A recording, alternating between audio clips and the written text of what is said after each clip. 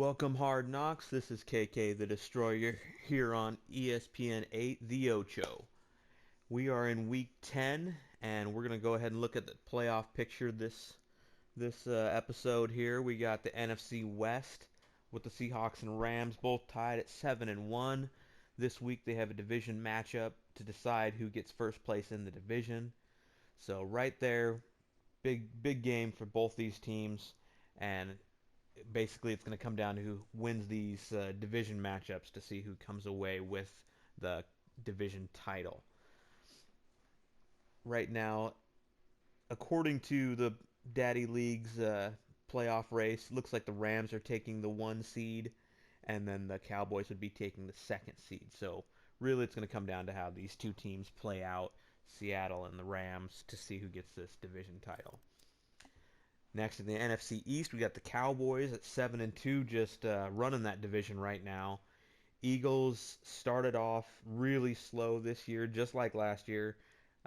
Super Bowl runner-up, so he's really got his work cut out for him in this division, and he needs to continue to win, even to just get a playoff spot, let alone even a chance at the division title. So that's really going to come down to how he plays out the rest of the year, and how the Cowboys seem to just be doing just fine at 7-2.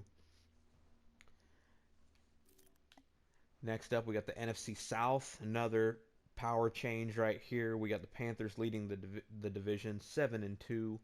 Falcons were the division winner last year and really struggled this year. Had some real tough losses, I think, early on in the season, so it reflects in their record, and really going to come down to, once again, the division matchups between the Panthers and the Falcons. I know Falcons are up 1 game on the Panthers right now. They split the division last year with the Panthers. But, it's a long season, but right now, if it ended today, Panthers would be in, Falcons would be out. Then we have the NFC North. Cy Koopa, the Lions owner, looks like he's struggling a bit this season. He's 4-4. Last year, I think he finished like 13-3. So already much worse performance by him. So maybe a few growing pains here. New Vikings owner coming in, starting out 3-5. I'm pretty sure the Vikings were down many games, so I think the new Vikings owner has strung together some wins. And then outside of that, this division's fairly wide open. Even the Bears not out of it. Only 2 games back. Really just going to depend on their their division schedule. So this could be an interesting division to watch. Then we move over to the AFC. We got the Chiefs 8-1, basically running the division. So they're comfortably in the lead. If the season ended today, they're definitely in. Chargers 4 games back, just came out of a battle. I got to watch this game, Chargers and Colts. Serious battle defensively, and the Chargers were able to string together a few decent drives and come away with a victory. Alfred Morris, I know, had a good day. So altogether, Chargers, I think, really got a battle to have a shot at a playoff berth in a wild card spot, just based on the way this division is. But we still got a lot of season left to play, so you never know. See what happens there. In the AFC East, we got the Dolphins and the Patriots both tied at 6 wins. Looks like the Patriots might have played their game this week, or perhaps just haven't had a bye yet. That could very well be what the case is. Tough division for the Jets and the Bills. Got a lot of quality players in this division and in this conference, so not an easy thing to do. So really, Dolphins, Patriots, that's going to be interesting down the stretch, see who manages to come out on top of the AFC East. AFC South, we got returning division champion, the Jaguars at 7-1. Titans at 6-3, just behind him, so they're pretty close. Colts and Texans both with 4 wins.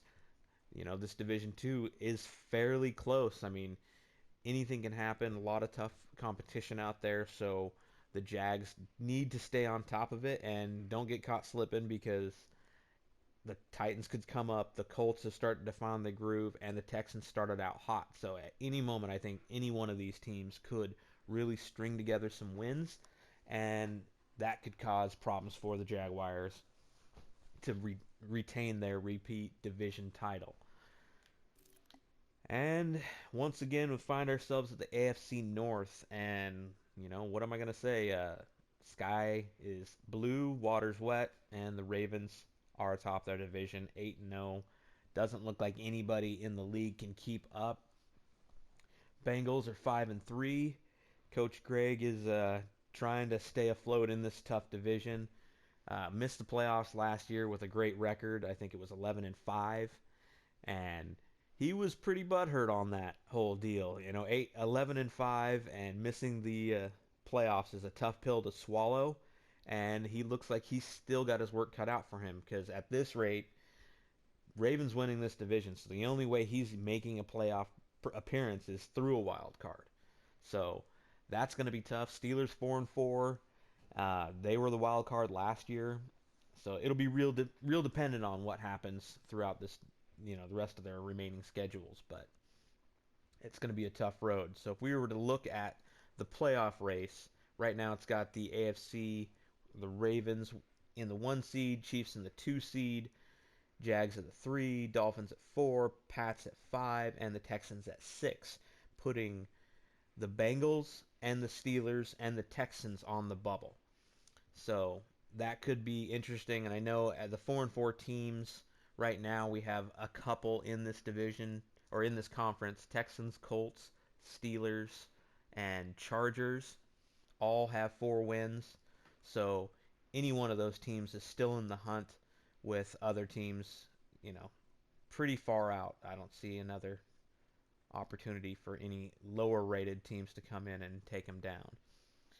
In the NFC race, we have the Rams and the 1 seed, Cowboys and the 2 seed, Panthers at the 3 seed, and then we have, looks like probably with the 5 seed would be the Seahawks.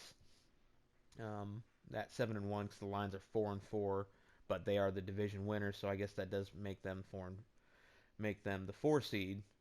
So yes, that would basically make the Seahawks or the Rams the 5 seed, with the Falcons the 6 seed, which is real questionable at this point because we have several teams that are close. I mean, the Eagles, Super Bowl runner-up, same record, and then really it comes down to some 4-4 teams after that. So still a lot of season left. So really tough to kind of predict where this will shake out, but that's where we're at as far as the standings go. And then we can kind of back out real quick. We got a little time. Check out some awards. Let's see some stats right here. Awards. Let's go look at the yearly awards here. We got MVP Le'Veon Bell, and runner-up would be Duncan Blake, rookie running back. And wow, look at that. Panthers with 2 MVP candidates with Cam Newton. So that's pretty interesting. Coach of the year probably, whoa, that's a surprise. I was going to say it's probably the Ravens, but looks like Coach Wuzitz is holding it down with Coach Ray Lewis, the Ravens owner, being runner-up at this point, but we'll see how that works out. In the AFC, Offensive Player of the Year, Jamal Charles, Jeremy Hill, Alfred Morris. Top 3, Defensive Player of the Year, Avery Williams, Marcus Peters, and Jimmy Smith. Offensive Rookie of the Year, Jason Jones, quarterback for the Colts. Denard Dunn, 2 offensive rookie candidates on the Colts. And then Seth Gray for the Jaguars. Defensive Rookie, Jets, Le'Veon McKinney, Walker Harrison, and Rashad Baxter, Dolphins. Best QB, Jason Jones, Savage. Man, that's interesting. How are these teams the ones with the best quarterbacks in the league? That's interesting. Best running back, Jamal Charles, Jeremy Hill, Yeldon. Receiver, Jalen Strong, Denard Dunn, Brashard Perriman. O-line, D-line. Best linebacker, Melvin Ingram, putting up some sacks. Shazier, Khalil Mack. DBs, we got Jalen Collins, Jimmy Smith, Devin McCourty. So that's what you got there. And in the NFC, let's go check out their Offensive Player of the Year, Duncan Blake, running back for the Falcons, and Le'Veon Bell. Defensive player, Thomas Davis for the Panthers, Rolando McClain, and Charles Johnson. Panthers just dominating these awards this year. Offensive Rookie of the Year, Duncan Blake, running back. Parrish Brandon, running back for the Seahawks. McClure for the Saints. Defensive Rookie, Carlos Williams, Torrey Barr, Scott Morrison.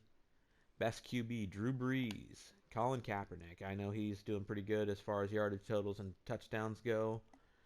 Russell Wilson, best running back, Duncan Blake, and Le'Veon Bell. It's going to be a battle for those two. Best wide receiver, Kevin White, atop the leaderboards for receiving. Julio Jones, Kenny Stills. Let's see, best linebacker, Thomas Davis, Michael Kendricks. That would be the Eagles user, LB, Rolando McClain. Best DB, I'm not even going to try to pronounce this guy's first name. So Tart for the San Francisco 49ers. Believe he's a rookie. Bennett Jackson, Rashawn Frederick. So that's what it looks like across the league. So once again, KK the Destroyer here with ESPN 8 and Ocho. Looking forward to the rest of the season. Good luck.